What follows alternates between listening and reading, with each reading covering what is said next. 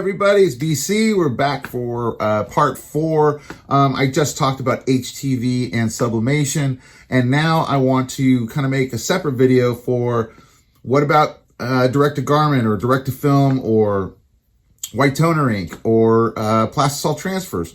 The reason I wanted to make a separate video is that I believe they kind of fall into a whole different price category. With HTV and sublimation, you can get started pretty reasonably. You know, you can get an Epson printer starting, if you get 2720, they start, depending on the sale and where you find it, from $200 up.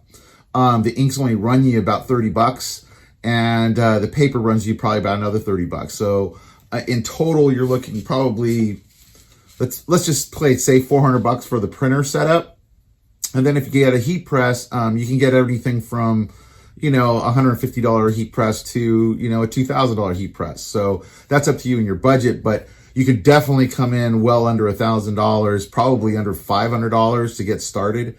And that's why I wanted to kind of separate those two, because HTV or with sublimation, you could definitely get started for a lot cheaper.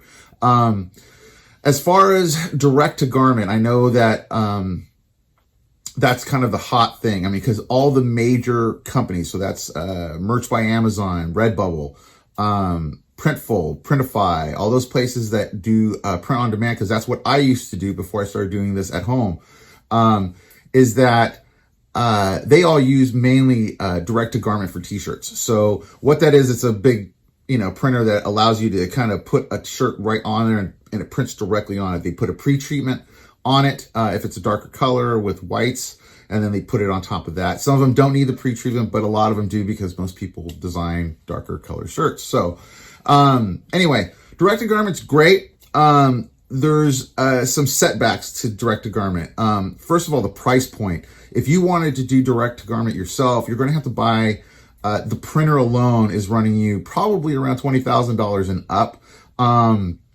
And the inks are incredibly expensive. So your upkeep, your maintenance, all that stuff, you have a humongous overhead.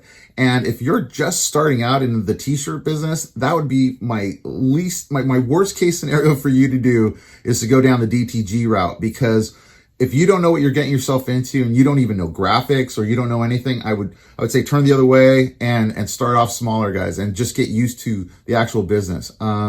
Direct to garment is going to be probably the most complex situation you have. Not only is it an expense that's quite large, but on top of that, the maintenance. So the inks that they use for direct to garment and also for direct to film, I believe have some sort of a Plastisol in it. It's a water-based ink, but I don't know what they're mixing with it. So that it cures with an adhesive, at least for the direct to film. So not only the expense with direct to garment, which is a huge one, it's the maintenance. The maintenance is taxing. The inks, they clog up the heads quite a bit if you're not constantly using them. So if you don't have enough shirts to justify keeping that machine running and keeping those inks flowing and making sure that those heads don't get clogged, you're going to run into a lot of maintenance problems. You can't let it sit there. It's definitely something that you have to constantly be on top of and maintaining to make sure that it doesn't do any sort of heavy clogs where you're going to have to maybe even replace a print head, which can get very, very expensive. So those are the main reasons why I say hold off on DTG. Now, if you have a t-shirt business that's running great and you have more than enough orders coming in to justify it, by all means, go talk to a rep and they'll point you down the right direction. I'm not putting you down DTG in any way, because it's an amazing process. The problem that I just don't like as far as actual quality of a DTG, on darker shirts, because of the pre-treatment, sometimes if it's not done correctly, and this sometimes happens at Printful, happens at Printify, happens at all these places, a few of those shirts will get through. They haven't been properly cured or properly pre-treated. And what happens is that after a few washes, it starts to crack and fall apart. I found out that the hard way, actually, when I really started to concentrate more on doing apparel from the house, was I I had a client that I had done some work for, and I had got him a bunch of DTG shirts made actually through Printful. And I've only gotten samples from Printful, and I kind of wear the shirt every now and then. I rarely wash it, so I haven't really thought about it on a heavy use kind of situation. Anyway, long story short, the guy had gotten these shirts, and everyone loved them. Everything was great. And then I guess about 2 months into it, I mean, almost all of it had fallen off. So when I was delivering the new shirts that I now had started pressing myself at home, and I actually used HTV for this, he was so much more pleased with the new shirts, and also pleased that this HTV stuff doesn't fall off or crack. It's holding up so much better. Because when I walked up, he was wearing his shirt that I had sold him, and I felt so bad because most of it had fallen off. And it just didn't look good, especially not professional for a business. You know, this is his business that he uses these shirts for. And so I personally felt terrible about it. And that's when I really started to looking more into t-shirts and doing it myself. And I was pleased to be able to kind of get that relationships reacquired by, you know, getting him some really quality product this time, because I've done now way more research. Because when you're doing the print on demand version of this, in other words, you're not doing anything. Like, all you do is send the designs into Printful or Printify or any of the other ones that are out there. There's a zillion of them, guys. This News, another one that just popped up. Anyway, when you do that, you lose total control other than you just sending the design. So you're basically just a salesman for them. They've already made their money. You've uploaded your design. You've paid them their base rate for the clothes. That base rate, they've already made their money. You know, they don't... you might be able to get a return, all that stuff, but by that time you most likely lost your client. And so that's actually why I switched to doing everything myself, was that there were so many orders that were getting messed up that I just switched to doing everything myself. Anyway, that's direct to garment. So on darker color cottons and hoodies, DTG on hoodies to me is just, they don't belong together. I think hoodies should be done with silkscreen, Plastisol transfers, or heat transfer vinyl, personally. The direct to garment stuff, I haven't tried the direct to film to a hoodie yet, because that uses an adhesive. It's a little bit different. I'll talk about that in a second. But DTG on hoodies, like black hoodies with like white writing, looks, I hate the way it looks. It looks like the inks get too saturated into the actual material, and it just doesn't look that great. So anyway, that's the downfall that I don't like about DTG. Other than that, I think DTG is great, and I think that it's great for, you know, certain runs. Now, as far as direct to film, is like DTG, except that instead of printing directly onto the shirt, you're going to be printing onto a PET film, so kind of like a see-through film. And what happens is that the ink gets printed onto that, and then there's a white layer of ink that's put on the very, very top. Okay, it's kind of like a print over. And so that's the layer that's going to be on the shirt, and that allows you to have vibrant colors and the whole thing. And what you do, you print that out. Once that comes out, you got to put it in it's a polyamide adhesive, and it's a dust. And you basically just run the dust over the print. It sticks to the back of the ink, and then you put that into a curing. You can either put it in your oven. Honestly, a lot of people put them in their ovens if you wanted to do that, or you can do it under your heat press where you're not pressing it, but you're just using the heat of it to cure the adhesive, so it kind of melts down into the inks. Everything gets ready. Once it's cured, you're now able to press it right onto a shirt, and that polyamide adhesive is what keeps everything to the shirt. Now, the stuff that I've seen from DTF is, by far for me, that's where I'm heading. And actually, I'm in the process of trying to figure out how to convert old used 6-color Epson printers to do this, because it's not that hard. I found a video of a guy, I believe he was, I want to say Brazil, might be Brazil, I'm not sure, might be Spain, I don't know. I couldn't understand everything in the video. I tried my best with the Spanish classes that I've taken in my life, but I couldn't get everything that he was saying. But he had converted a little desktop R320 into a complete DTG machine. So it was printing right onto the shirt. Then he had another video where he converted another one to DTF, where he was doing it on the PT film. And he did it with these little printers. And you can get these on, I'm not lying, guys. You know, I got one for $30, you know, an old 2200 Epson photo. And that is a 11 by 17 printer. Now, if I get this thing to work, hopefully the way I want, I think this could be a hack that people could use, just like the sublimation printers. Same thing, except now you'd be doing DTF. So anyway, I'll make a video if I figure it all out, guys, but it's possible. It's possible. So anyway, DTF is where I think things are going, because it's a price point that's much lower than DTG. So I was saying 20,000 bucks plus for a DTG machine. You can get a DTF machine for about $3,000. So that's a big difference in price. And what's nice is that you're printing onto films that can be stored and then just pulled out and pressed later on. So you're not having to have the shirt there to press. And so I think DTF might be the way to go. Problems with DTF, same problems as DTG. The inks clog easily, and those can clog your print head. So you're going to do a lot more maintenance. You're going to have to constantly keep that printer running. But with the lower cost, you're not going to have to make up a lot of overhead that you put out. See, that's the other thing about DTG. You know, if you fork out $20,000, then after materials, everything, let's say you put out $25,000 for a printer. You know, do you have the business to cover that? You know, it's going to take you a long time to pay that back. And if you don't have the justification to do that, I would not suggest going down that route at all. Now, if you do have a ton of business, or maybe you're just getting into this game, but you have a humongous following and you're able to pull those numbers, by all means, go for it. But that's something I want you to keep in mind as well. With the DTF, like I said, because now your price point's so much lower, yeah, you can get away with that stuff. But you want to keep that machine running. You got to know that there's going to be maintenance costs. The inks aren't too expensive. The PET film, it's not that expensive. But the maintenance will drive you nuts. And you possibly would have to hire possible real printing techs to possibly clean out your printer heads and that kind of stuff. Just be aware of that. Okay, white toner ink. Okay, you might have seen the Ghost white toners or the Oki colors. Now, these are cool machines. I like these machines. Don't get me wrong. I like these machines. You basically are printing out, it's through a laser toner. It comes out, you're taking that, you're going to marry that to, it's an AB sheet, and you marry it, and that kind of adds the adhesive. Then you put that onto the shirt.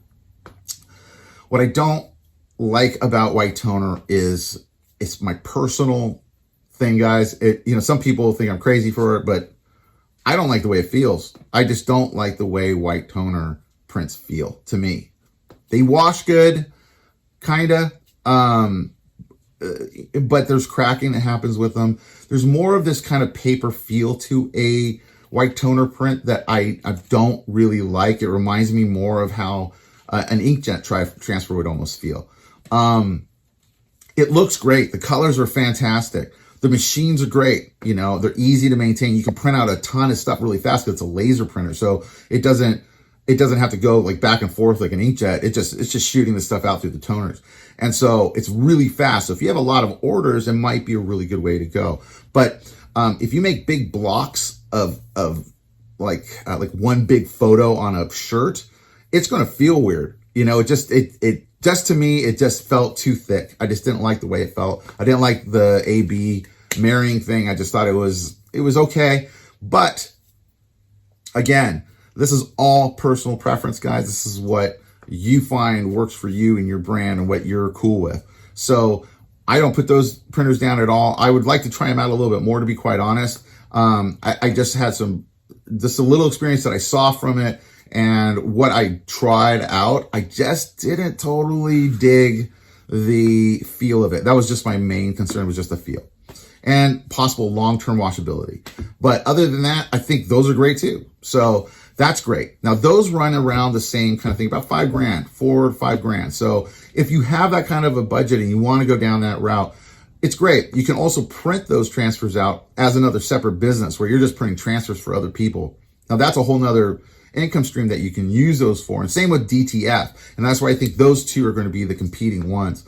Like I said, the only problem with DTF is that it's much more technical. You're going to have to maintain it, and it's all DIY right now, guys. Even the guys selling these things, they're DIY guys that are just kind of converting it. Now, and I wouldn't even say it was a big conversion. You know, basically you're taking out pizza rollers on your feed, and you're getting some blank ink cartridges and you're loading them up with the right inks. Or if you're using an LA 1800, it's kind of like an Ecotank.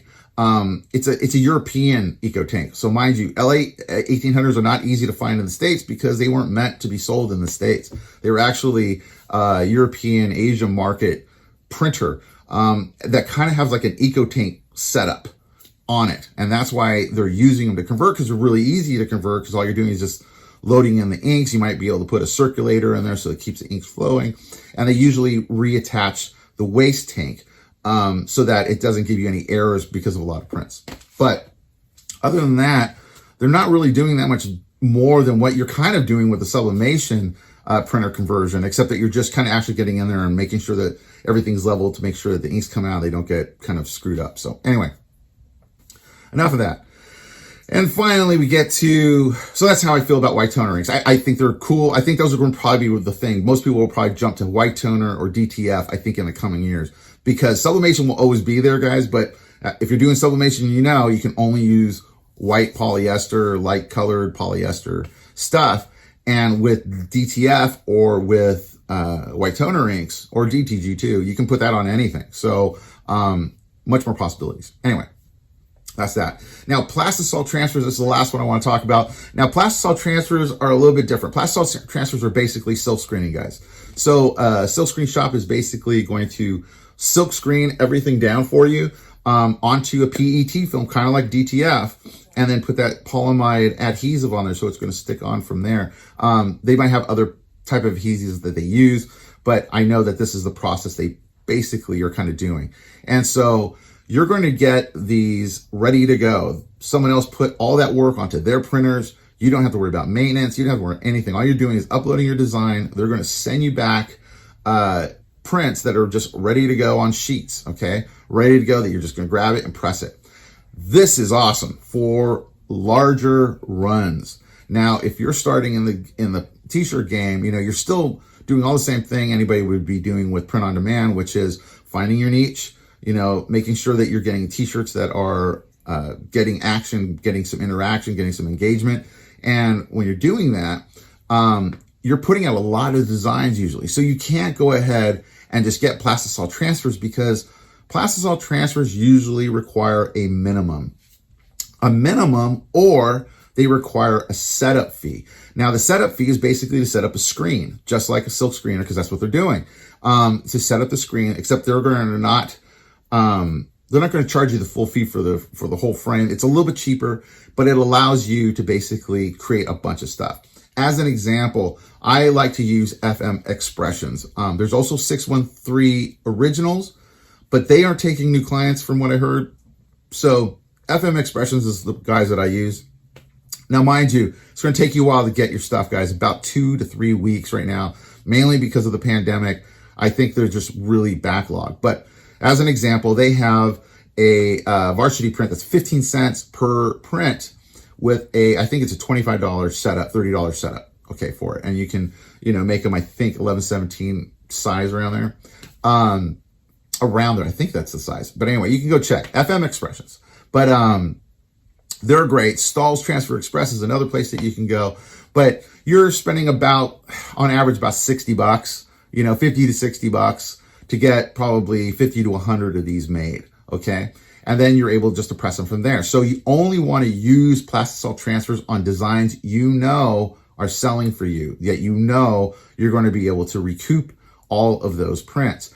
Or if you get, let's say you're doing something for a local company or your church or your school, and you're making hundreds of these, this is a much smarter way for you to go, because that way you're taking all the pressure off of you as far as printing stuff out.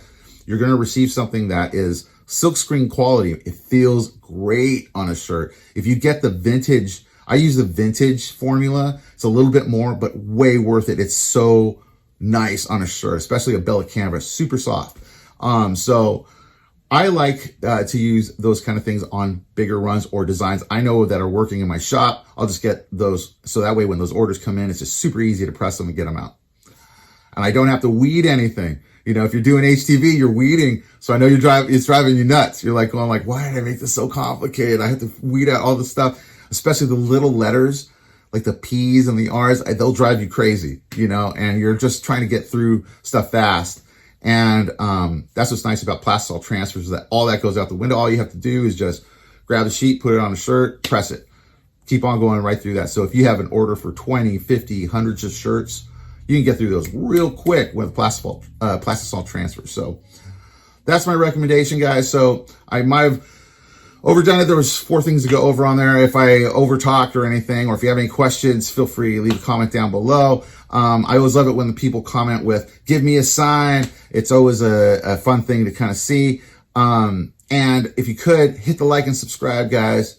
Also, we're over on Facebook. We have the Heat Press Creators group. Head on over there. At 250 members, we're almost there. We're very small. We just started, guys. But if you head on over there, at 250 members, we're giving a giveaway for a mug that says, I am a heat press creator. I'm also going to be doing a giveaway here when we hit 500 subscribers here on YouTube, which we're getting very close. I think we only have about 70 more people to get. And when we do that, I will do a giveaway. So anyway, stay tuned for that. I am BC, and I will talk to you soon.